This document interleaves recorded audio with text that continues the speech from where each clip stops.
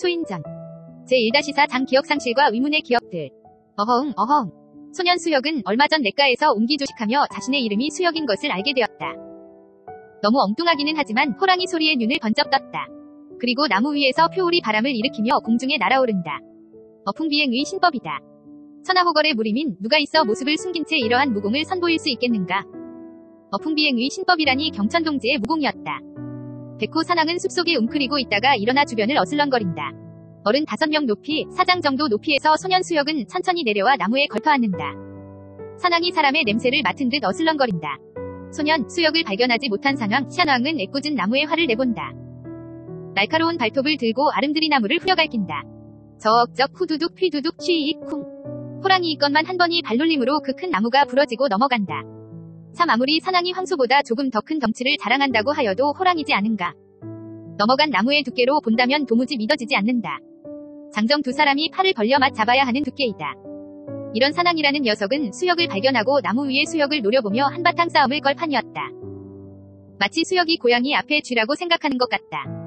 하지만 잠시 후 누가 고양이고 누가 쥐인지 이제 곧 판명 날 것이다. 산왕은 나무에 달려들지 않고 나무 위에 있는 수혁을 보며 주변을 돌고 또 배회만 한다. 내려오라고 시위하는 것 같다. 수혁은 계단을 밟은 듯 공간을 한 계단 한 계단 밟고 내려간다. 참 기막힐 노릇이다. 보통 무림의 고수들 같으면 단숨에 내려가 떨어지는 속도로 산왕의 정수리 혈의 단단한 무릎으로 박아 승부를 내겠다마는 소년 수혁의 모습은 공간을 한 계단씩 밟으며 내려간다. 이런 허공답보. 그의 기행은 무림의 초고수일지라도 감히 흉내낼 수 없는 절기이지만 지금 소년의 모습은 상황을 파악하지 못하는 광호함인가? 아니면 너무 당당함에 자신이 있어서인가? 소년과 산왕과의 싸움은 본격적으로 진행되었는데 산왕은 어른 두 사람 높이에 있는 소년 수혁에게 달려들어 앞발로 핥힌다. 그런데 산왕의 생각으로 소년 수혁이 자신의 발로 차여 피가 낭자하며 나둥그러져야 하는데 공중에서 내려앉은 산왕이 수혁을 후려갈긴 발이 조금 이상하다. 산왕은 공중에서 내려앉으며 잘못되었는가? 발이 부러진 듯하고 발톱은 죄다 어디로 출장을 갔는지 보이지 않고 모두 꼽혀 그 자리에서 피가 흘러나오고 있는 것이 아닌가. 그리고 그 수혁을 친 발이 늘어져 힘을 못 쓰고 있었다. 이 놀라운 작태는 무엇인가? 이 상황을 누가 설명할 수 있는가? 가해자는 엄청 손해를 보고 있고 피해자는 멀쩡하니? 산왕은 첫 공격에 엄청난 손해를 보았다. 산왕은 다시 실수하지 않고 상대가 강자라는 것을 인식하고 웅크린다. 또한 바로 포효하며 달려들어 신속하게 입을 열어 수혁의 머리를 집어삼킨다. 소년 수혁은 그냥 가만히 서 있었다. 어찌된 현실인지 상황이 파악되지 않는다. 소년 수혁의 머리는 산왕의 입속에 있지만 산왕은 씹고 싫어도 수혁이 씹히지 않는다. 돌도 이런가? 산왕의 그 어린 시절에 돌을 씹으며 돌멩이는 씹히지 않는다는 것을 알게 되었다. 그래서 성장하며 돌들이 아닌 동물들을 맛보고 씹고 삼키며 여생을 보냈건만 산중대왕 산왕은 아직 상황이 파악되지 않았다. 산왕은 눈의 고통으로 찔끔거리며 자신의 어린 시절 돌멩이를 씹었던 기억을 하게 되었다. 소년 수혁의 머리, 목, 어깨 모두 씹히지 않고 돌멩이보다 더 단단하다는 것을 급히 깨달았다. 하지만 산왕의 깨달음은 이미 늦었다. 앞니가 모두 부러진 것이다. 산왕의 눈에 눈물이 고여 흘러내렸다. 수혁은 이제 머리를 태연하게 쓱 하고 빼며 산왕에게 이야기하고 손을 산왕의 정수리 백회열에 가져간다. 산왕아, 상대를 파악하지 않고 덤비면 그동안 내가 하였던 것처럼 너도 죽게 되는 것이다. 너도 강자로 약자에게 응징하였던 것처럼 말이다. 수혁은 말을 하며 오른손 검지로 산왕의 백회열을 지그시 찍어 누르며 기를 흘려보낸다. 그의 손가락은 바위벽에 손가락을 넣었던 신기가 있지 않았나. 픽 PVP. 소년의 능력으로 산왕은 순간 잠들었다. 바로 죽음의 잠으로 말이다. 산왕의 머리는 쪼그라들었다. 뼈가 부서진 것일까? 외관상으로 알 수 없으나 산왕은 그렇게 힘 한 번 써보지 못하고 죽어갔다. 소년 수혁은 산왕을 죽이고 싶지 않았으나 금수가 사람들을 죽이며 힘을 키우면 유물이 되지, 그러니 하는 수 없이 너도 죽음이 마땅하다. 소년 수혁은 약간의 슬픈 감정을 가지게 되었다. 수혁의 모습에서 다른 이를 죽인다는 것은 비록 짐승이라도 유쾌하지 않은 듯하였다. 이때 소년 수혁은 장래에 외친다. 나와. 소년 수혁은 다시 한번 소리친다. 안 나오면 내가 너를 잡으러 간다.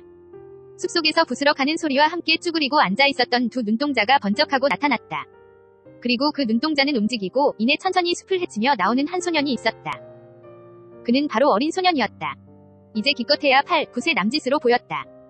천천히 걸어 나오는 소년의 모습에 두려움이 역력히 엿보인다. 그 소년의 등에 어른이 들어야 할 만큼 큰 죽창이 꽂혀있고 소년의 허리춤에는 단검이 달려있다. 소년은 수혁의 앞에 선다.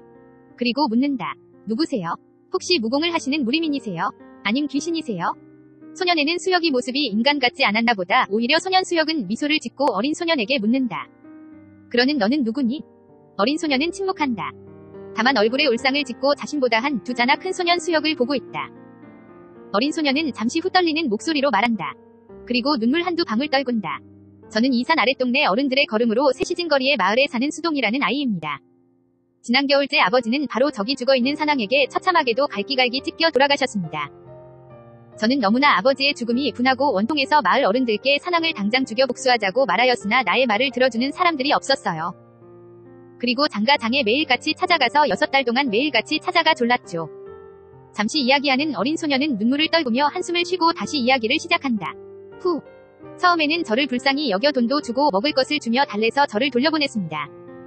그러나 이제 저는 장가장에 들어갈 수도 없을 뿐 아니라 정문에서 문지기에게 치도곤을 당하기까지 일쑤였습니다. 저는 포기할 수 없었어요. 그래서 한 달 전부터 산왕을 찾아다녔습니다. 복수하기 위해서요.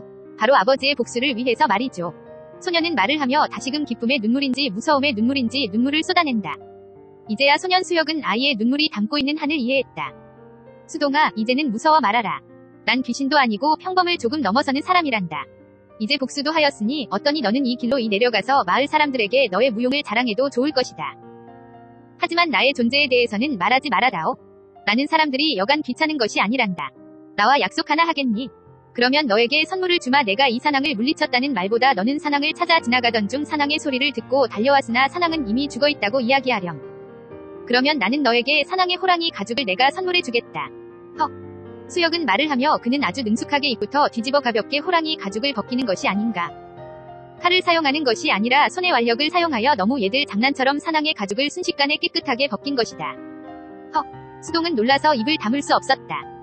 아버지 사냥꾼을 통하여 동물들의 가죽을 벗기는 것을 종종 보았다. 사냥꾼도 칼을 이용하여 가죽이 찢어지지 않도록 조심히 벗기는데 어린 수동에게 수혁이 손으로 직접 순식간에 가죽을 벗기는 모습을 보는 것을 처음 볼 진기한 장면이다. 수동은 이러한 모습에 크게 대경하였다. 자, 가죽을 받으렴. 가서 낚으느래 가죽을 건조한 곳에서 말리면 산왕의 호피는 어떠한 상처도 없어서 내다 팔면 마을의 제일 큰 고래 등과 같은 기와집을 살 것이다. 그리고 산왕의 고기는 산왕이 살아있을 때 사람들과 각종 짐승을 생식하였기에 몹쓸 고기다. 이것을 먹으면 사람의 마음만 흉폭하게 할 뿐이다. 그러니 이것은 내가 태우는 것이 낫겠구나. 소년 수혁은 말을 하며 손가락에서 산내진화를 일으키고 산왕의 고기 위에 뿜었다. 불이 활활 타올라 산왕에 타는 노릿한 냄이 진동하였다. 이내 금세 재가 되었다. 마치 산왕은 번갯불에 맞아 타버린 듯하였다. 이제는 우리가 헤어져야 하겠다. 산왕의 가죽을 선물한 것은 너의 모습 속에 협의와 아버지를 향한 마음과 용기에 힘을 주고 싶어서이며 또한 비밀을 지키리라 알게 해주는 것이다. 너는 비밀을 꼭 지켜주기 부탁한다. 그래 주겠니? 소년은 눈을 껌벅이며 고개를 연신 끄덕인다. 이 형은 이제 갈 것이다. 수혁은 순간 사려졌다. 땅으로 꺼졌나? 하늘로 솟았나? 수동은 주위를 둘러보며 외친다. 고마운 형아.